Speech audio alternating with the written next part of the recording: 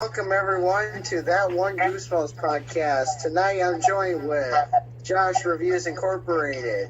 What up, reviewer beware? That real R.L. Stine collector and Goosebumps now, or Goosebumps man. There you go.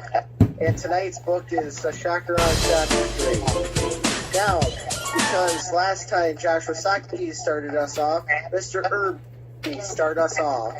So with today's book, we have Aaron and her good friend Marty. They are huge fans of horror movies. Specifically, they love the Shocker on Shock Street films. And turns out Aaron's father, he is a well-known engineer, practically a genius. He builds mechanics. He can make robots.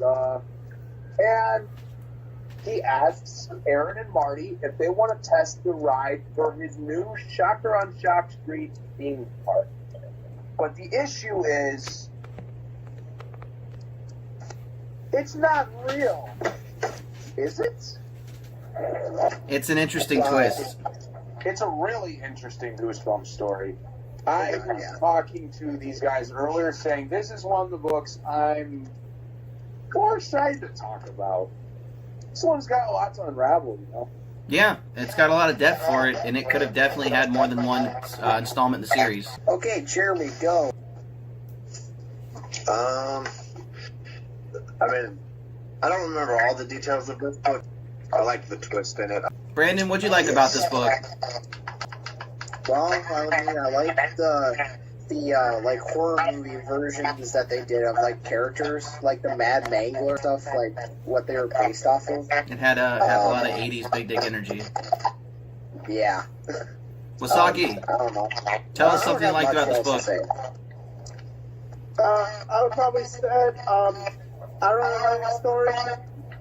The idea at the end, when you find out they're robots, I think is one of the pretty good twists, which we'll get into that later. Yeah. But I also like the fact that Marty was kind of scared to capture out the other parts, and then later on, at the very end, he grows up all no, I'm not dealing with this shit. Fight or flight, bro. Fight or flight. Yeah. I like how at the very end it was a movie within a movie, kind of like Inception. It's like the entire thing was a film on its own. So, that was neat. Reviewer beware, tell us something you didn't like about it. You want me to say something I didn't like about the book? Yeah, what's one thing that didn't really tickle your fancy? Well, to be honest, the thing I didn't like about the book is one thing that I kind of do also like about it, if it makes sense. See, Shocker on Shock Street, here's what's interesting about it compared to other Goosebumps. It doesn't follow, a conventional method of a plot. It feels like it's designed to feel... It's almost like you're going to, this theme park and the rides. Because you see, how Aaron and Marty are meeting all these characters that they see in the movies. You've never met the characters, yeah, but it's like you're seeing it from the angle of them. It has its benefits, but the drawbacks are... Sometimes reading the book, I just thought to myself, this is kind of exhausting. There's too many things going on at times. As soon as you're done with one scare, you're right off to another. And I'd say Shocker on Shock Street is, for that reason, I would say this is one of the more divisive books in the original series. Its strength and weakness, its strength kind of is also its weakness. The one If that makes sense. Okay, yeah, it was very ambitious. One thing I didn't like about the series or the book itself was I never really understood, were the creatures they meet robots or were they actually real the entire time? And they're just the robots. I know what you mean. Brandon, what's one thing you didn't like? Kind of like what Reviewer Beware said, it's kind of too fast at points, with the scare thing. Just for me, it was kind of here's one thing happening, okay, that's done, alright, we're just gonna make you fly through it, and here we go, another scary thing gonna happen. I don't know, I guess it was just, how fast the pace A lot of was. zigzags is what it sounds like. Jeremy, how about you?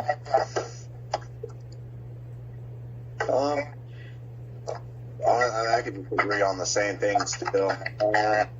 Because it was constantly jumping from one thing to another. If we were going to score this book, starting with Jeremy, what would you score it? 1 through 10. I would say like a 7, maybe 7, I guess. Alright. Brandon? 7. Reviewer beware.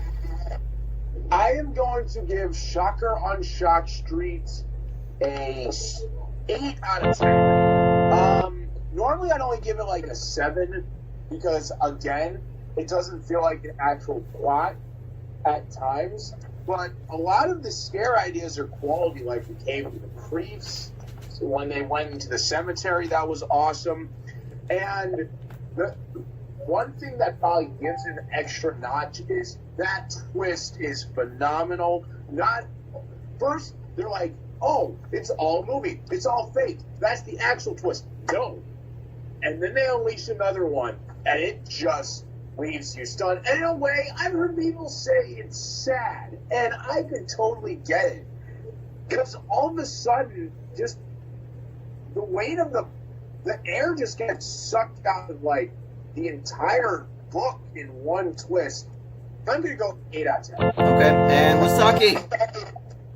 I'm gonna be fair, guys. I'm not going my own score yet. 6.5. Alright, wow. Book pissed Josh off. I myself, I dug it, you know, I'm gonna give it an 8. So let me add this up real quick. Talks among yourselves. Yeah, this is, I certainly can see why this gets such mixed opinions. Like I guess for me, like, it depends on the person. I guess for like what you like for a Goosebumps book. I would say I agree with you on Josh Irby on the book view of the on Shock Street ending, of the twisting. But in the episode, they fixed that problem, I think, with the new twist. Oh, I didn't criticize the twist. I said the twist was great. I think the twist is awesome. Alright, here's a twist for you. We scored it 7.5 collectively as a group. Okay. How about this? We rate the episode real quick. Let's talk about that before we rate it. Go. Brandon first. Well, I like the props that they used, like all the masks from the other episodes. Yeah, I like seeing all the props. That was really nice. I would say the props them being used for the other episodes. Reviewer beware, what'd you think of the episode? I think relative to other episodes, I would give it an 8.5 out of 10. Oh, okay. I also think that the fact that's condensed into an episode, it feels like it fixes some of the problems with the fact that, well, okay, the best way I can describe it is the book feels like going to a Slayer show. It's really fast, but if your energy isn't quite there for it, you're just going to feel exhausted. I think the episode doesn't give you as much of that feeling. I think it gives you a little more time to, like, really settle things in, and I think that's important because Shocker on Shock Street, atmosphere-wise, is a cool book, and the episode's really fun. The great props, I like the sets. Yeah. Facts. Jeremy, what'd you think? With the episode, I actually don't remember the episode really well. I'm trying to think of the twist that you guys were talking about. One thing I did want to mention, though, was just the Goosebumps comic book. They did Shocker on Shock Street there. Oh, yeah. I was just saying, as far as the comic book of Shocker on Shock Street, I thought it was really cool. Because the illustrator that did the artwork for that did a really good job. I know, like, the funny, they had, like, the werewolves and stuff. Really good. Did have. Was it missed the one scene with the praying mantis? Yeah, I was about to say, I wish I would have seen the praying mantis. Yeah. CGI, bro. On the cover, that was probably the most enjoyable scare in Shock Street. Canadian effects at their best in the 90s.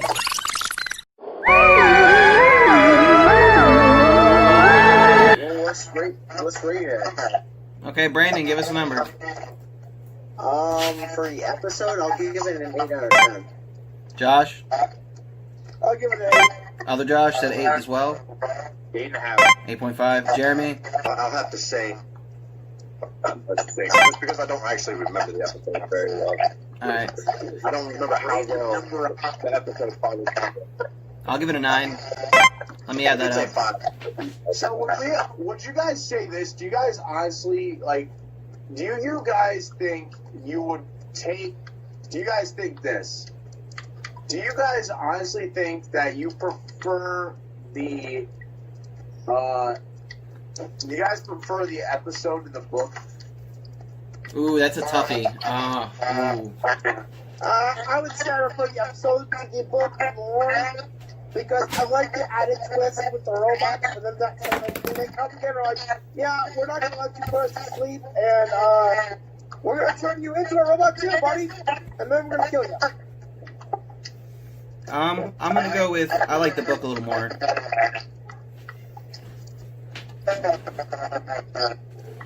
That book kind of gave me a Frankenstein vibe at the very end of the episode, like your own creation, your own doing. Alright, well, do we have any closing statements here? I would say for me, I just uploaded a video. It's the Naruto anime review, my first anime review. And stay tuned for more reviews and a live stream tomorrow. And our next book, Cuckoo Fucking Doom. Fear beware. Well, first off, I'm 4 subscribers away from 100, so yay. Woo!